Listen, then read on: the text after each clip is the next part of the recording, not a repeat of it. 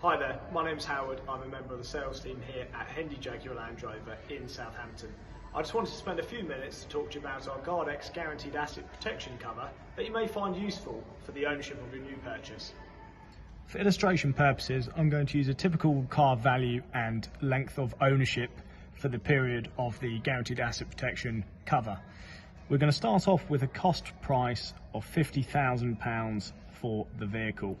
And we're going to look at a term of 4 years. This is quite a common ownership period for a purchase of one of our vehicles. So what we will see over the duration of those 4 years, the starting value of £50,000 will obviously depreciate slightly harder in the first year, and then it will sort of plateau off, bringing us to a more even line during the years 2, 3 and 4 of the agreement. This area down the bottom here, I'm going to write comprehensive.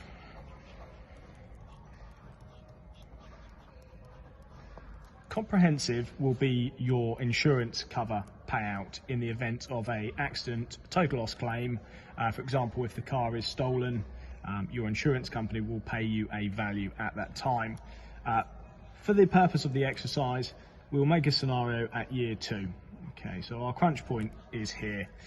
Now, if you wake up one morning and the worst has happened and unfortunately your car is no longer on your driveway, I'm sure you'll firstly contact the police, followed by your insurance company, and they will then offer you a payout for the value of the vehicle.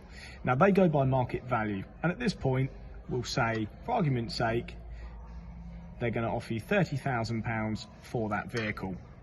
And now another scenario here is if you've taken use of dealership funding, you will also have a settlement.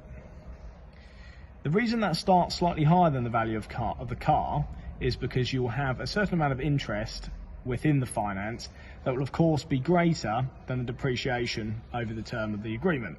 It will get to a point towards the end where you should start building equity, or you'll at least be in a parallel point with the finance. But what you have to remember as well, up to the point here, you also have a gap between the value of the vehicle and the outstanding finance. So if your insurance company offer you £30,000 for the car, but you owe, for argument's sake, £33,000 as your settlement figure, you'll also have to find that £3,000.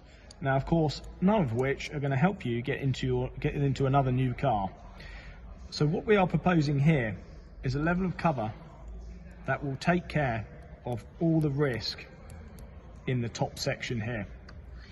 Your comprehensive insurance have paid you £30,000, where you're still £20,000 down on the original £50,000 that you paid for the vehicle. So your first check